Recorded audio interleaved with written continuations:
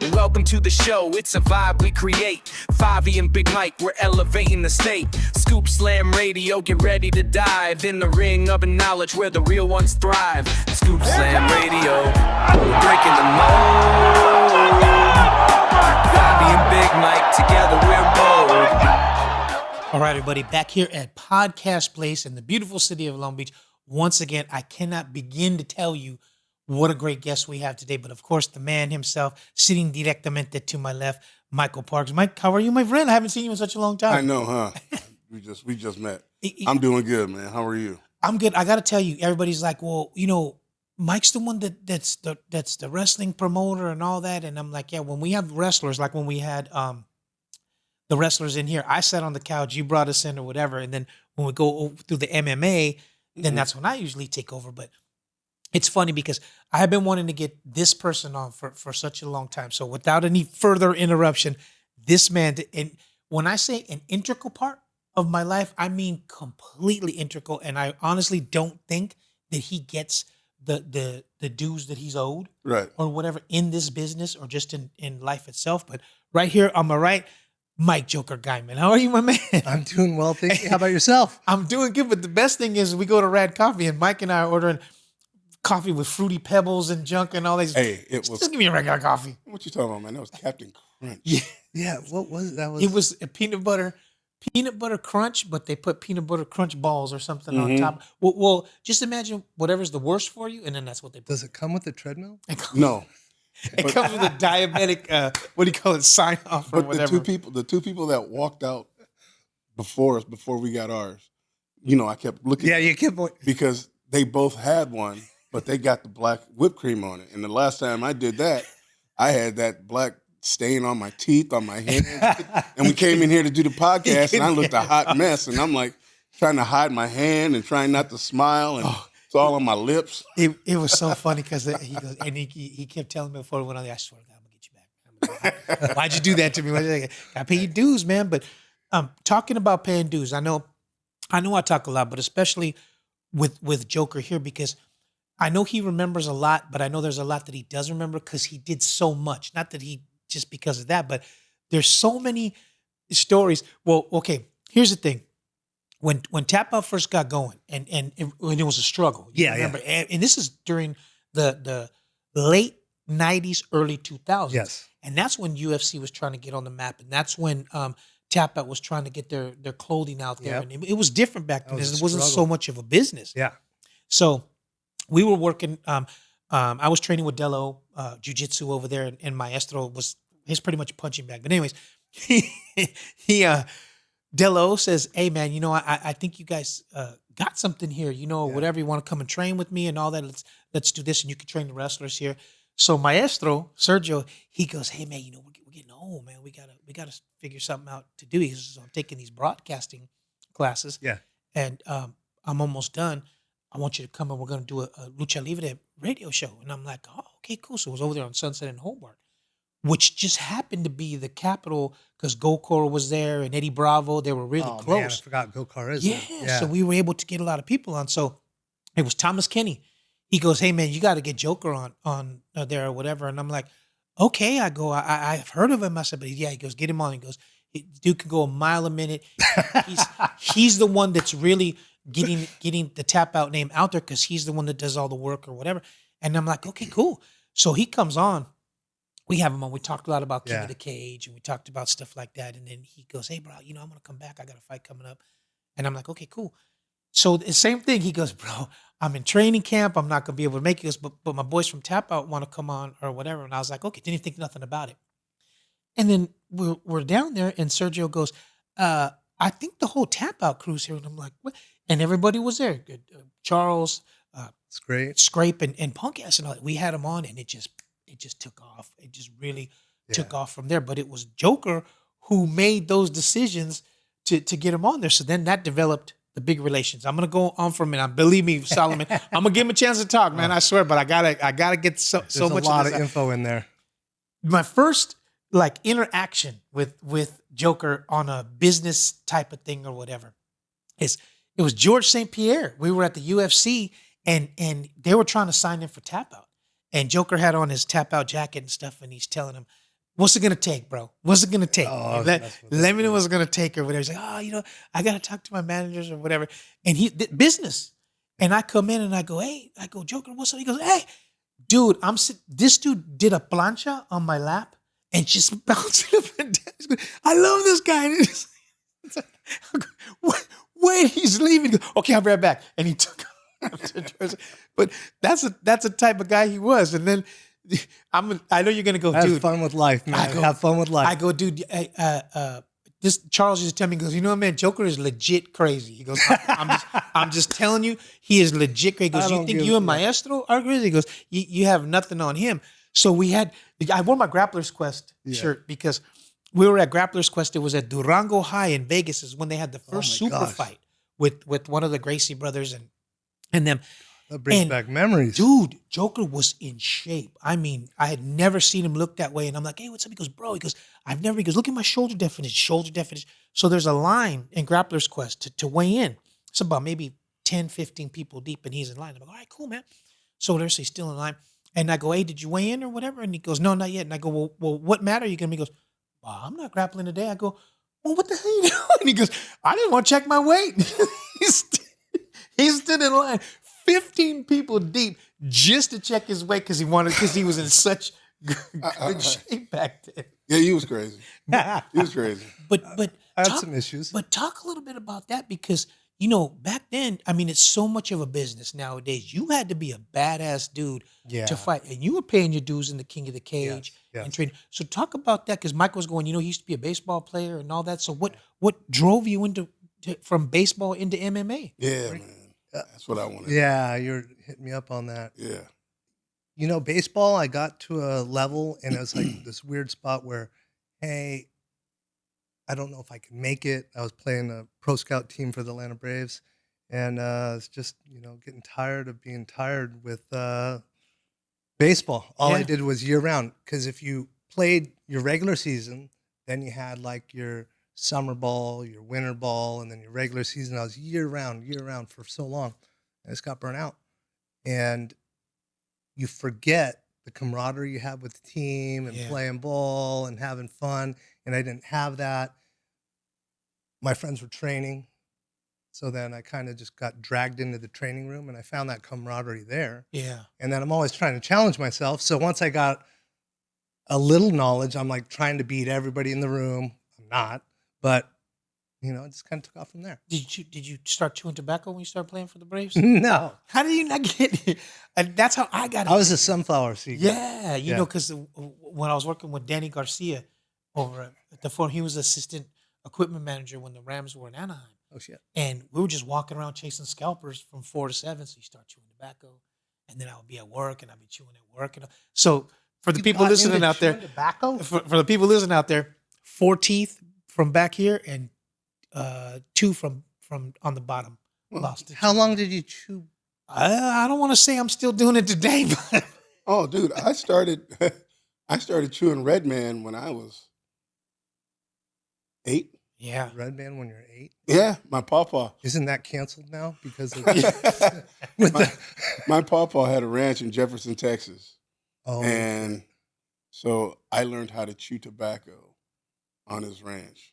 And I don't do it as often as I used to. Yeah. But there's times I'll be like, you say, you want some skull? Yeah. my brother was always in the skull. He was I'll always dip a little dipping. I'm like, God, how do you Well, dip, man? Now we just do Bandits and Yeah. put a little, the little bottle of Jack Daniels. You get on the plane, we put that in there, and then because those rides to Vegas and all that take time, so we're chewing on the way up there. But remember On the Mat used to have their first shop was on, I think it was on Hawthorne or whatever, out in the South Bay somewhere. That was where the first On the Mat was. And Tito Ortiz, this is before he got, I don't want to kick my ass or anything, but a little too big for his britches. He was really back then trying to get on everything. And I'm like, we're having some skull. You want some? He goes, yeah, man, let me get a little bit. So, you just put it in there, let it marinate. He's chewing it like gum. And somebody goes back, Tino, and he goes, and it went right down. Oh, that's, I do know that. That's definitely, you do not want to do that. I've done And that. he's Frowned choking, upon. and the I've people, done that. the people want to meet him, and he's choking and stuff like that. And then finally he got it out and had some Sprite. And dude, I thought I was gonna die. He goes like, Fabi, I'm gonna kick your ass. This and that. So, but never again. Never again after that. But So go ahead. what position did you play in baseball? I was a baseball. Oh, I was a baseball. I was a baseball. I was white and I had a little red. And I got little- hit with the bat. Yeah. No, I was pitcher, center field. And if I wasn't pitching, I was playing center field because I could hit the ball well, Yeah. could run. And then they wanted the arm in the outfield, and I loved it. Yeah. I loved it. It's so fun. Well, then how did you? Okay, I miss it now. so you started training, and then I was always that- training. I was always training, but not like the jujitsu and stuff like that. I was striking, doing boxing, Yeah. kickboxing stuff. And this was like even in high school. Like I was training. I didn't let my friends know because I'd be teased or Yeah. whatever. And I just, I was always Yeah. training. But I mean, how did that lead you into meeting the dudes from TapOut and It was because it was an Orange County thing? it was the craziest thing. Everything just happens for a reason. So I start training with Chris Brennan Yeah. down in Lake Forest. And I got in there because one of my buddies is like, his son was training jujitsu. He's like 15 years old. Yeah. Now he's in Bellator, well, not Bellator, but PFL now. No, Chris Brennan's son. Oh, yeah. Yeah. No, but it wasn't Chris Brennan's son. It was a guy named Rob Pottebaum. Okay. His son was like 15 years old, 16 years old, high schooler. And I'm, older. I forgot what age I was. But he's like, yeah, you should go against my son. And I'm like, what are you talking about, Rob? I'm going to kill your son. Like, I don't know if you've seen these guns. Yeah. No, I was striking. I'm like, I'm going to hurt him. And he's like, no. And he's like sitting on the mat. He's like, no, go as hard as you want. Go as hard as you want. And I'm like, I don't think you understand. Yeah. I get on there, dude. It's like the typical muscle head getting on the mat. Dude crawled over me like a little spider. I was huffing and puffing, freaking catches me. And I'm like, I was pissed. I'm competitive in everything I do. And run it back again. So now I'm like, oh yeah, now I'm going to get, I was being nice. But now that's the Yeah, gloves are off. Fucking got caught quicker because I'm a little tired. Yeah. And dude, that was embarrassing. And I got sold on it right there and there. Yeah. Shock the system. Oh, fuck. It's the most amazing thing. I love jujitsu. And as I got better with my jujitsu and wrestling, I became more of a ground guy than a striker. First half of my career is more knockouts and TKOs. Last part of my career is like submissions. And did you start in the gi or just No gi. Yeah. I just And I was because me, dude, and I tell it all the time. I hate I think it was Della O's fault because he Yeah. did the same thing to me. He put me in there with a girl, and I said this. I said, "Dude, what are you doing?" And she grabbed that gi and choked me out. And the same thing. I go, no, I said, "What? Something right?" And did it again. Yeah. And they said, "Well, I had to show you that you could be the toughest, strongest guy in the world, but if you got the right technique, it will humble you. yes." But now I know you do it in the gi now because I see you. Yeah, I do a little gi here and there when I get the time. But it's a different game. It's such a different too much game. to grab for me. I think it's a mind thing now too, because it's like, oh, what's the game? Yeah. Too much for me to grab now. Yeah. And then, well, how did that lead into to meeting the dudes from TapOut? Because isn't Charles was from like the San Bernardino Inland Empire? Inland Empire. Yeah, I and punk can't ass pronounce the too. word. They were all in that area. Sorry, Dan Caldwell. Dan Caldwell. Brennan's started getting. I progressed well, let's say, and I saw the guys fighting in there. They were all competing. Tracy Hess, Jeremy Williams, Gerald Streben, just like all these guys training fighting. I'm like, man, I want to be part of that crew, and I'm always training with the guys getting beat up by them. Yeah. And I finally get to a stage where Chris is like, "Hey, if you want to, demo, oh yeah, I'll take a fight." That's where you meet me over, King of the Cage. No, not this was actually the one Cage Combat. Okay. Kaja had Cage Combat. I fought this guy named Zach who trained with Chris, and I'm like, this ain't really cool. I'm fighting this jiu-jitsu guy. I'm a striker, but I'm learning this stuff. And it went to a draw. That guy, I beat the crap out of him on the feet. Ribs, face, legs, everywhere. But when we got to the ground, crawling over me like a little spider, punched me in the face, taking that little cheap shot stuff. And round 1, round 2, round 3 gets done, and I'm fucking draw. Yeah. But that had to feel you go, man. I can't leave it at that. I got to keep going. Yeah, that was the only fight I went into and was not afraid. I was like, yeah, I'm gonna do this. I was too stupid to realize what I was getting into. From there on out, every fight I was scared to death, but I did well. Yeah. You know? And that's where TapOut crew came in. And so they came. So they came to one of the fights selling the shirts out. Yeah, of the they were trunk out. and They all were that? selling. They're selling out of the trunk. They're in there with Kaja, hooting and hollering. But they saw how I interacted with people. Yeah. The character I was without being a character, and I was already Joker, nickname. And they're like, Charles comes up and goes, "Hey, bro, it was a good fight, freaking tough fight. What would you think about maybe coming on the road with us and just see what it's like? And we're going to be going to this event or this event, and you good with that?" Yeah. I'm like, "Hell yeah, man!" Because I saw how people were looking up to them, and they were a name, and I already knew they were a name. Chris was talking about Jeremy, all the guys in the gym, other people I'd see out wearing it. I'm like, "Hell yeah, I'm in with the TapOut crew." Yeah. And that's how it started. Yeah, and then it's just, I don't want to say funny, but it's just weird how it snowballed into what it became. But a lot of that was Charles, because which I don't think a lot of people really understand, because there was a different side to him that was, because he came up to me and he said, "Hey, I think you got something here." Yeah. He goes, "And I want you to come with us. I want you to be a part of us or whatever." And we're like, "Okay, cool." But it was Maestro and I. And we were like, "Oh, my friend, my friend. I gonna have to talk to somebody, man, And he goes, "You guys don't ever get out of that character." Yeah, He you goes, stay there. 24/7. Yeah. Don't ever get out of that character when I don't care where you're at or whatever. And we did, and that's what took off to the TapOut locos. Yeah. Or whatever. And then they were starting to take us with them to do radio interviews. He says, It's all branding, man. We all have our roles as characters. well, when it was WEC, when it was jumping off in Vegas, he said, "All right, you and Maestro sit behind us, because if the Spanish news people come or whatever, we want you to be able to translate." Yes. It's okay, cool. So we had one fighter, and he was from El Salvador, and he goes, Maestro goes, tell him I think he's a good fighter. And he goes, "He thinks you're a good fighter." He goes, "No, man." So from there, he just was like, "This is what I'm talking about. Don't ever get out of there."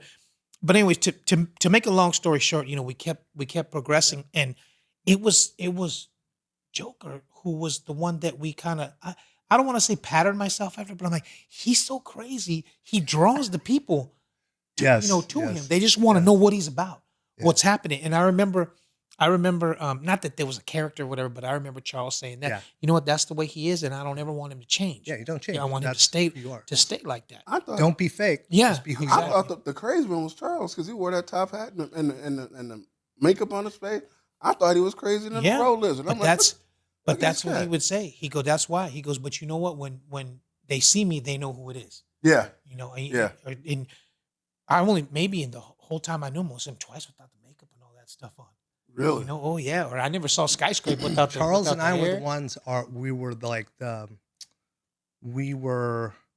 ones, the loud ones. Yeah. We were the ones who created attention. Scrape, he stuck out because he was Because he's 6'8". 6'12".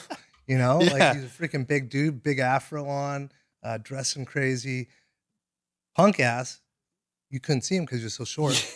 And he would get so mad because they had that big RV or whatever, and we're getting ready to go to Vegas, and we're going with them to WEC, and we're getting ready to get on the RV, and I go, just messing around. I go, "Hey, can you handle this big rig?" And he goes, "Yeah, I can. You think I can?" And I'm like, I'm sorry, Small man complex. But so that when WEC was just starting to take effect, they had the warehouse, and they had one little. There was like 4 or 5 warehouses in that little cul-de-sac or whatever, and they just had one. I remember that well. And then within 2 years, when we went back, they had the whole Yeah, thing. the whole Hitman thing. Dan had a spot too. Yeah. For, Oh man, I for forgot Hitman about fight Dan. gear. Damn, Yeah, that brings it back was- memories. Yeah, and he was always like, "Bro, I got a new design. Let me show you this one or whatever." It was always so.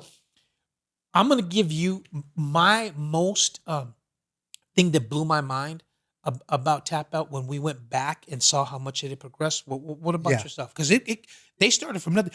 There's a picture when we had that little place on Sunset in Hobart, Yes. and they came the second time. He said, "Hey, we want to come back or whatever," and I'm like, "Yeah." So they had the beat up old van. Yeah. And we took a picture. I should have brought it so Solomon could pull it up. And it was like early 2000. I think it was 2000. I want to say 2 or 3. And when the big warehouse, when they had it, we were walking around and we couldn't believe how much it is. So we went into Charles' office and he had that picture blown up and it was behind his Yeah, that desk. was It was dope. me, Maestro, and all them. That's And they dope. were kind of like this. And you see the beat up old van. And I go, dude, what's up? He goes, you know what, man? He goes, I have that picture up there because that's when we were all struggling to get somewhere. He goes, and When look you where we're at get now. too big ahead, you need something to center you and Yeah. ground you, and it's a very key thing. I use that in my day to day. Yeah. Yeah. And it sucks because it evolved so much into what it was. And then once he passed away, it just kind of, it fell by the wayside, which sucks. Hilarious. See, that's what I'm talking about, right? That's when when the struggle was real. Yeah, for sure. Yeah. Yeah, that brings back. That's crazy. So that's okay. So the guy on his right, That skyscraper. skyscraper, Yeah. and This is punk ass. And he doesn't look that short. no, but that's because they're probably all sitting down. Yeah, But he's also on a stool. But see, probably. Punk ass was the businessman. He was the Yeah, one who would negotiate the contracts and try to get all that taken care of. Yeah. And he pulled me to the side one day and he said, I got to bring somebody in here in a suit and tie and all. He goes, because they don't take me as Kreiner. serious. Kreiner, Yeah, Mark Kreiner. that's yeah. when it started. Starting to evolve into a business. So, what is the most? Okay, I'm gonna give you mine first, and then you could tell me. We Show me worked. yours and I'll Okay, don't get crazy because we don't Just a have no tip, wide just a angle lens tip, here. just a tip. But we Is this PG did or can we do? You could do we whatever you cuss? want, and we could say bad words. you were there. Don't give me that unrestriction because the old Joker might come out. Oh, dude. By all means. Oh, It's a little mushroom, but have I that mean, beat. it'll come out. He'll It's be a on little that- fungus. He'll be on among that us. delay button so fast. Oh, is it? Is it? Oh, is it No. PG? No. Oh, thank could God. say- I'm gonna take. We're grown. We're We're grown up in here. So, dude, Charles calls and he goes, "Hey, bro, I want you and Maestro to come do a live broadcast from the warehouse." He goes, Yeah. "Got a lot of people coming." When they had that sale where they kind of clearanced out a bunch of stuff, and you could walk to the warehouse and Yeah. choose what you want. So they had Kimbo Slice signing, Oh man, and that line went up yeah. I outside miss that guy. and He was all the way good. down, almost to the freeway. I have never seen that many people Yeah, Kimbo's for a a signing good in my freaking life. dude. And I remember you came because you brought one of the fighters that was from the Ultimate Fighter. You were hanging with him. I can't remember his name or whatever, but even Joker goes, "Holy shit! Yeah, I've never seen as many people in my life." That's how. yeah. That was the most I've ever seen, and I have yet to see any line that long yeah. since then. So He was That's a great memory. yeah, Kimbo. You have a prejudice. You know what I mean? When you see Kimbo and you see how tough he is on those fights, and Yeah. you're like, oh man, he's gonna be a bad guy. He's gonna be a dick or whatever. Dude, the freaking nicest freaking guy ever. He's like, "What's up, Jay?" Yeah. I'm like, "What's up, Mr. Slice?" Yeah. I'll call him Mr. Slice. He'd say, "What's up, Jay?" but it was just amazing that he could draw that many people. I mean, we've been not even when Tito and Jenna were doing a signing Yeah. because TapOut had a working relationship Yeah. with Punishment. He was fire. They had a long line, but man, was that fire. dude was just amazing. Yeah, but that's because everybody was watching his YouTube fights, man. He was Right. a hustler. Oh, just dude. like you and I were. Yeah. He was a hustler. He was out there. What did he have? He had athleticism, strong as shit, and could box. And so he freaking turned it into a business for him. He did. Big did. time. That ended up getting him in the UFC, getting him everywhere. Got him. bro. Yeah. But see, this We is fought together in, I didn't fight him. I fought a much smaller man in Montreal, 113, I want to say it. Really? Yeah, we fought there. Yeah, for UFC. yeah. UFC. Yeah, Yeah. Man, that's amazing. But see, the point I'm trying to make is, Yeah. even at that time, you had to, that's why people respected him so much because he was a Can you imagine bad- now? That back then, he was having those kind of lines. yeah. But if that was now, holy crap, he'd fill an arena just to see him. Well, Mike and I were my at opinion. Mike and I were. It's the aura that you put out there. Yeah. You're a Yeah. bad dude, and people Yeah. know it. Even Dana's always saying about The Mike Tyson, mystique, dude. yeah. He goes, that's one dude who Yeah. I have the utmost respect for. So him and I were at the WrestleCon, and Yeah. Mike Tyson was signing. Yeah. And he had such a big line or whatever. He was upstairs in a separate room because he had so many people. I believe it. And he was supposed to sign for like 2 hours. Mhm. He signed for like an hour.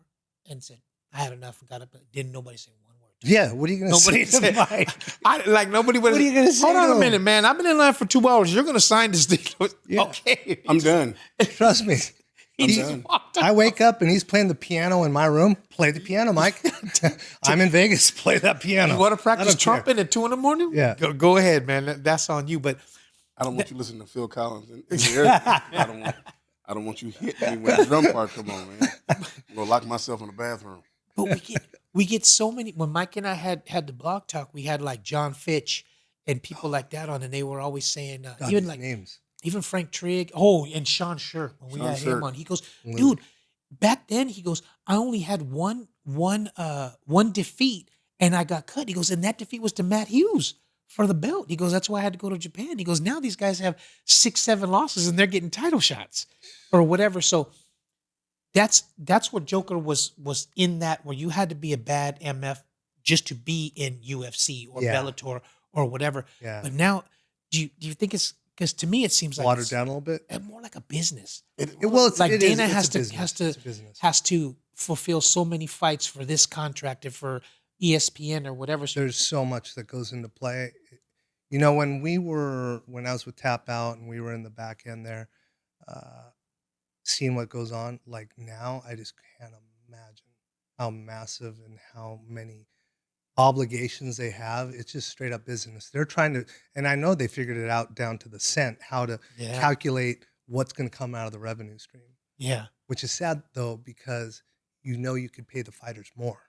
And that's and that is the elephant in the room that people are really not talking about. Yeah. Is you got the money. Oh, you got the money. You got the money to pay these guys. You know, this isn't 100%. Rome. This isn't the gladiators. Yeah. You know, these guys, you know, There's a they have to get paid so that their future. So they I took fights. I took some fights because I needed the money, you know. And I know there's fighters out there. I'm a nobody fighter. I fought in the UFC 4 times, won once. Yeah. Right. There's fighters out there, the ex-champions, you know, that I saw took fights that were way beyond their years of even them showing their face in there, and it's just like it breaks my heart to see them go in there and get beat up. And the afterlife of fighting might be speaking from experience, but the head trauma, it'll catch up to you Oh, yeah. in a bad way. Yeah. Hence the reason why they need to be paid. Compensate them. Yes, because and if you don't compensate them monetarily, compensate them by insurance.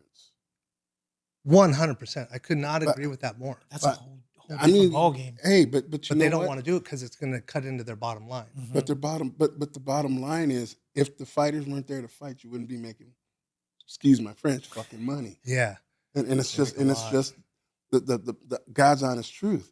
it is. You know what I mean? True. If you didn't, if the fighters weren't there to fight, You have nothing. you have no nothing. product. But the fact that You're you going to be a have, fitness trainer. yeah, You know? but the fact that you Teaching, have this was, money, was he teaching TapOut? I forgot what it was. You're gonna be doing aerobics. Was it like Zumba or something? We were doing I forgot. My memory sucks from all the TBI. we were doing we were okay when we first started working for TapOut, and we were doing it was a radio show back then, wasn't even a podcast. We were getting credentials from UFC, and they were giving us stuff to give away, and it was amazing. It was when Chuck and Tito had their first fight, Okay. and we had press credentials, and I almost got my ass kicked by Dan Henderson. Dude, we're Mexican. We don't know what He is a caveman. I love Dan. Never knew what they do for you when you're part of the media. So they, we're in this nice room, and they got food, and they got all this stuff or whatever. I don't know. I'm like, hey man, are we allowed to have this? And he goes, yeah, man, it's for you. And I'm like, okay. And then they brought out a big thing of coffee and all this stuff. And he goes, dude, anything in this room you can have. Okay. And I'm like, all right, just want to make sure. So The big show, man. Dan Henderson was hammered. Never. So Randy, No. this was maybe 3 fights in on the main card. And so Randy's walking him in, and I'm getting a cup of coffee, and he walks in and he tells Dan, let me get you a cup of coffee. Man, Dan's kind of like this. Yeah. And I look at him, I go, yeah, man, I'll buy it for you or something like that. And he went, and he gave me That's that fighting look. words to him. And Randy grabbed and goes, dude, go over there, go over there, go over there. So I took off. Run! Yeah, dude, I thought. But after I saw that look, I went, oh, that wasn't funny at all. But anyways, at the press conference, Frank Trigg had me laughing so hard because they were talking about something about sponsors and how you need to have sponsors, to make some money and all that. And he goes, yeah, he goes, and I don't think anybody should be making fun of people who are getting sponsors or nothing like that. And he goes, by the way, I'd like to thank, I don't know what it was, but it was like, I'd like to thank OnlyFans and Pornhub for, he starts naming all these adult film companies or whatever. So he goes, do you have any questions? And I raised my hand like that. And yeah, my question is for the guy from the porn store over there. And we had already had him on the show.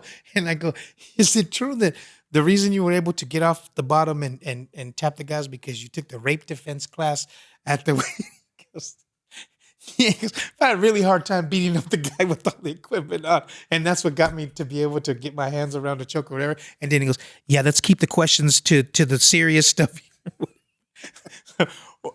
If it would have been now, it would have got thrown out. Oh, yeah, but back sure. then, they were so desperate, for people or whatever. They want media. They want questions. But just even that, man, we had so much fun back then. Guys were like Trigg. He had even though he had just lost to Matt Hughes or the first time or whatever, he was so cool with us and laughing. Even Forrest Griffin too. They were always real cool with us.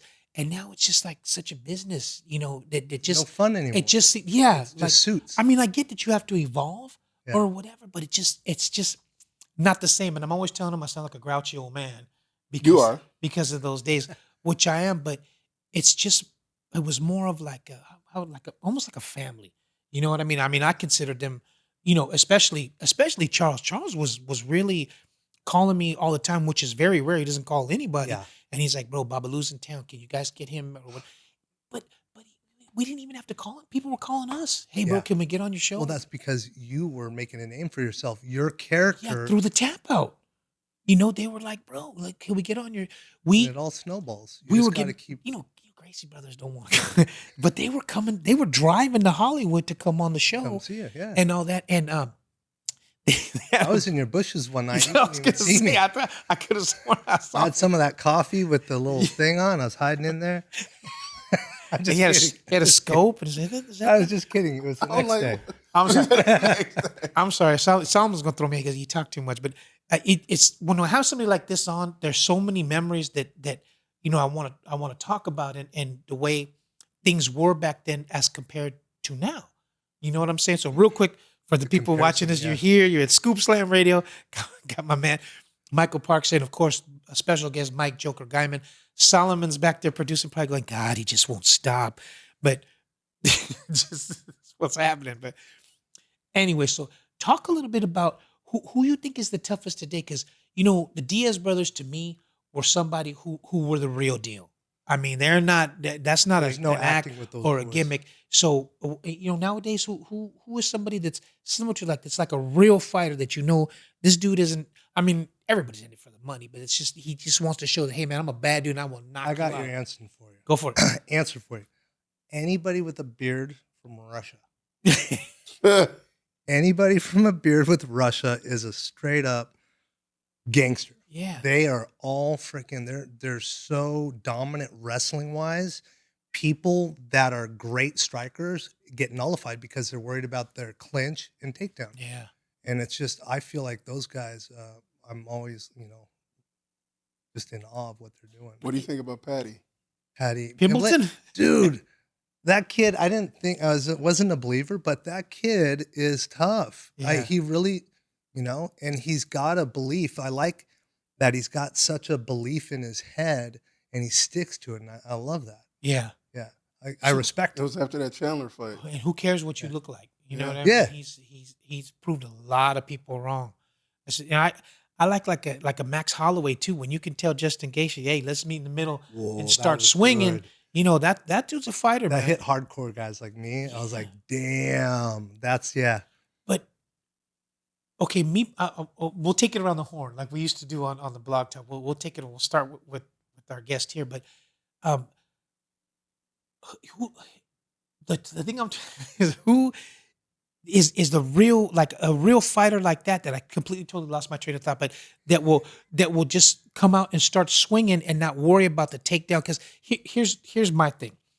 I got to call Ronda's first fight in King of the Cage. Oh and shoot! and That's I right. told you I'm not going to burn the bridge, but f them, because they did a voiceover with Dean when they show her what. Yeah, it was at the Braemar Country Club in the valley somewhere. That It was sucks. an underground. It was an underground thing that they brought him in on a golf cart, and they fought down in this underground thing. So, I got to call her first fight against Ileana Gomez, and that's the first time I got to see behind the scenes. And her and Ileana were going. She was 4 pounds over, and they're going, "Well, I'm on my period." And Ronda goes, "Well, I'm on my period too." And I'm going, "Oh God, Oh, shit. oh God." So they made her drink a half gallon of water to come up to fight Ileana, because then they wouldn't have got a payday. So when I saw her go and just with the judo close the distance and flip, I Throw on thought, her head, well, yeah. you're talking about the Russians. Yeah. So do you think that she started getting that feel of knocking people out, that she wanted to keep going, and why do you think she didn't got stick to it? too confident in listening to the people say, even the Floyd Mayweather thing. Yeah, It's just like you don't believe the shit you're hearing, yeah. And she got too caught up into it, and Holly put it on her, man. Dude, that was The worst neck. one- Go ahead. The worst one I think she got beat up on was Pena. What's her name? Juliana Pena. Wow, those were some bombs. She were lying right on her freaking face. Okay, I don't know how she didn't go out. we talk about people who like, you can't teach heart. If you watch that first Ultimate Fighter when Misha and Ronda were the coaches, Oh yes, they wanted to put her against Shayna Baszler.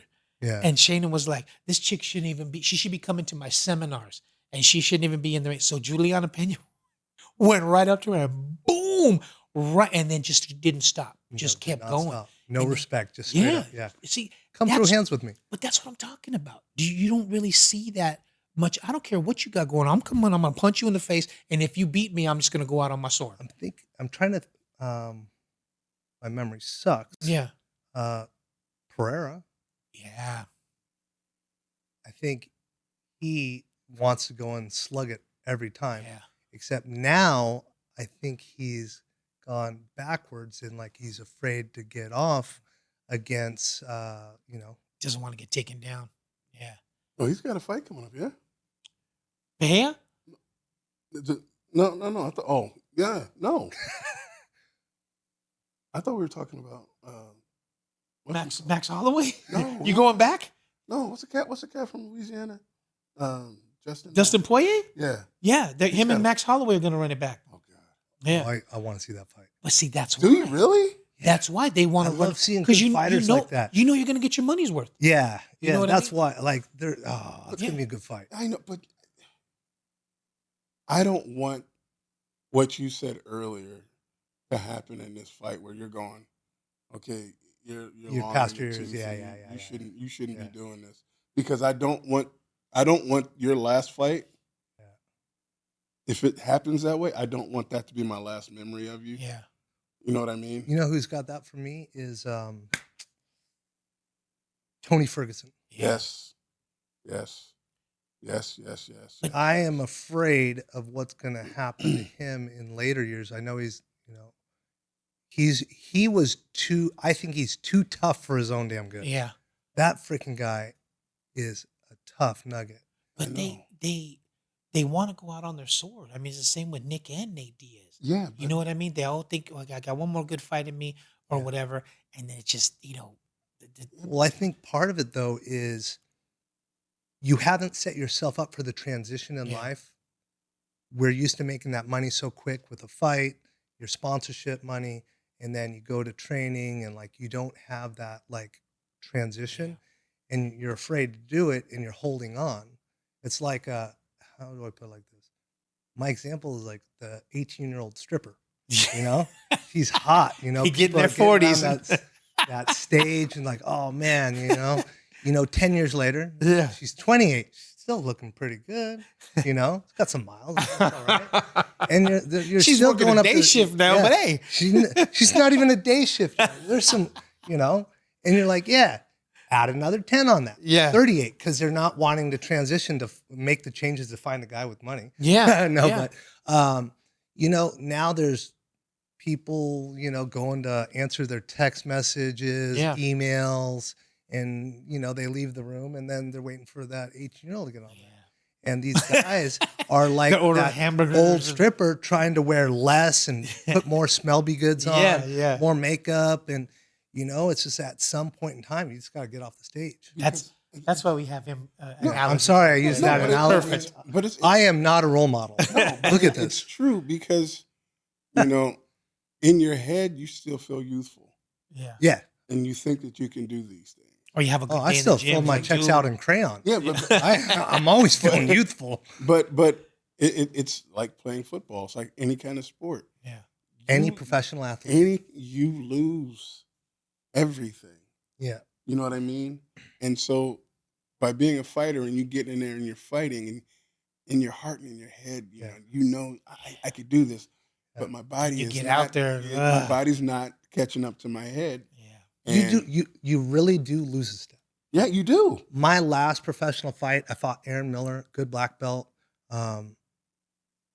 Dude, the kid was 10 years younger than me, and I can't get it out of my head. Like, this kid is just stop moving.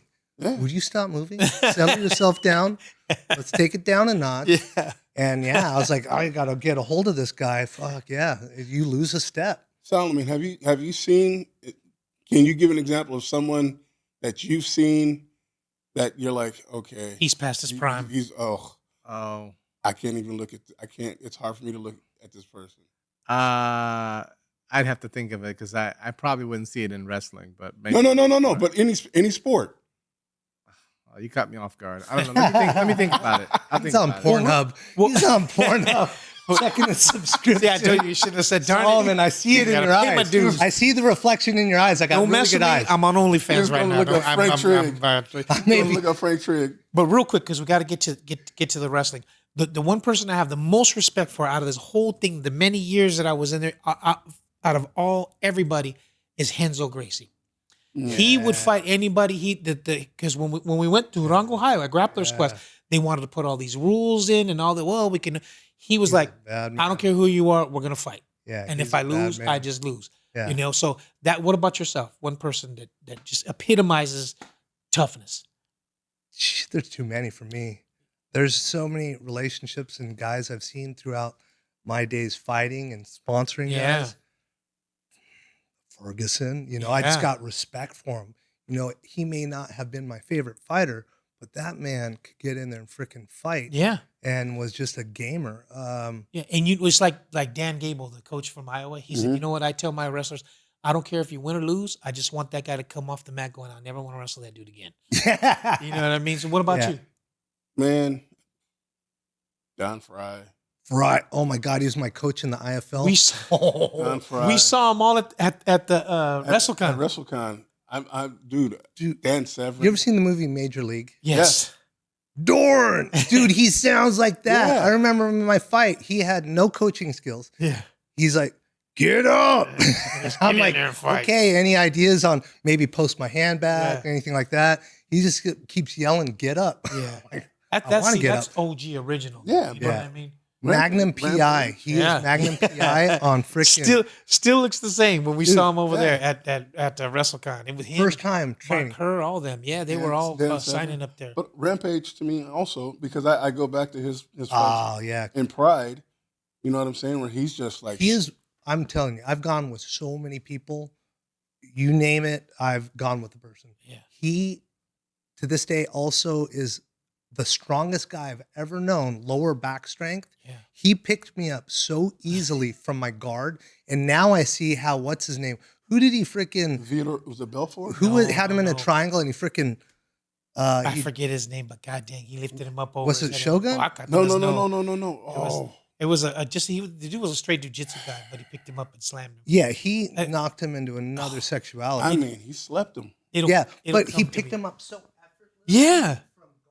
And so when we were training, I have him in my guard and I'm like, whoa, how did that, like there was no effort.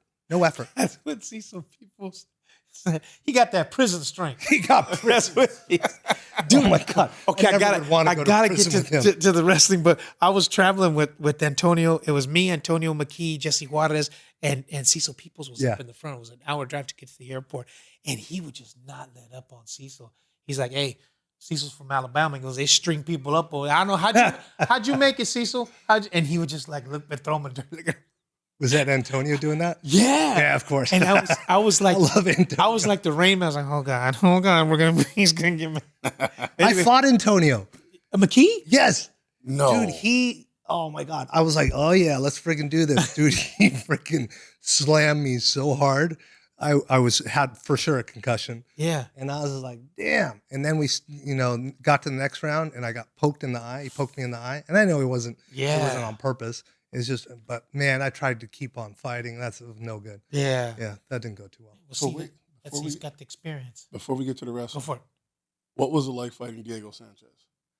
Dude, that kid is relentless. He is relentless, just does not stop.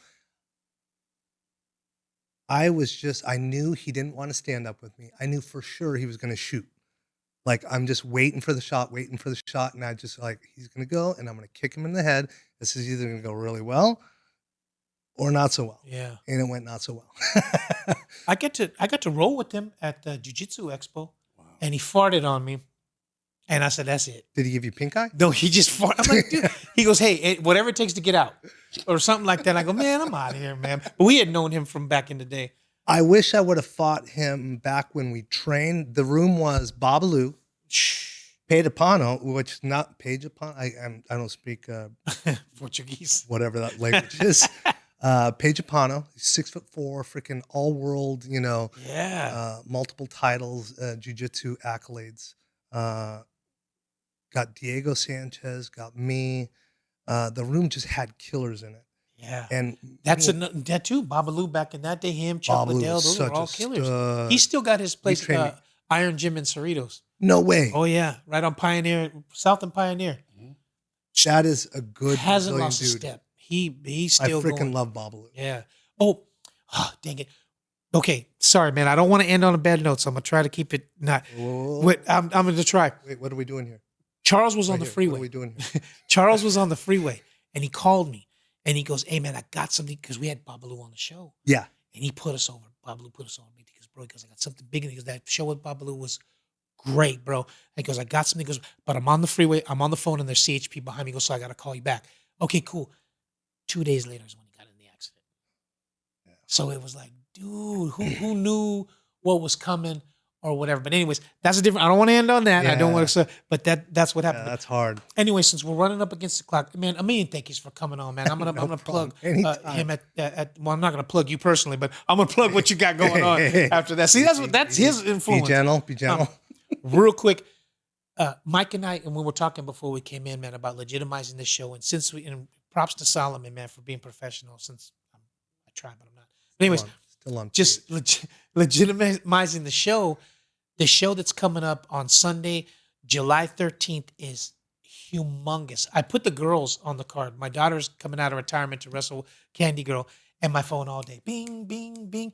And then I put the flyer up that we're having the minis. I'm going to this show. And everybody's like, dude, how'd you get the minis? And all that? Wait, minis? So that's, how do we put it without The dwarfs? No. Are they sausage? No, Solomon, give us the right, so we don't Anatomy? I mean, you can say little people. There you go. Little people. Okay, The so we little got the little people booked. And it is So if I say midget, that's oh, No. dude. you got a lip on you. Phone's midget. been What was that, Bad Santa? You got a lip on you, midget. So for the people, we're gonna keep everybody up to date with that. So don't forget, you can go check out as well as Scoop Slam Radio, Pacific Wrestling Alliance. We've got everything getting ready to come out there. We'll make sure you get it all on social media. Make sure you check out Mike Joker Guymon. Check him out on social media or anything like that, man. This man has been just an integral part, not only in my life, but my boy Sergio and all that. Really helped us out a lot. Mike, get us out of here. We got 4 seconds. Hey, well, before we go, the main event of the show Mana is our heavyweight champion, AJ Mana, is defending his title for the first time against Matt Vandergriff. That's a New Japan strong New style. Japan He's been around the world, I'm coming to the show. and he's decided that he's going to come to the show. And you know, AJ sat on his couch and he said, "Give me some competition." But we gave him competition. And Solomon, we would have never been able to procure somebody like that without this show that legitimized PWA as a real company. So thank you, man. We appreciate it. Oh, that sounds like that means I'm sitting in the front row. Yeah, Yes, you are. we got VIP Checking. for you. Hey, so with that being said, everybody, we appreciate you guys being here with us tonight. Again, Joker, we appreciate Give him a you. round of applause, man. Joker, just to get him out here, man. We appreciate thank you you guys stopping for having by. Hey, you guys, tune in to our next that song. Stay episode. tuned. We have some good things coming up. You guys just stay with us. Like, subscribe. Hit that subscribe button, you guys. Don't just come and view everything. We got almost 1,500 views, but you guys aren't subscribing. Subscribe to the channel. Yeah. Come on, help us build this. Hook us up. Exactly. All right. On behalf of Fabi, Joker, Solomon, we're out of here. Peace. Bottle of hair grease.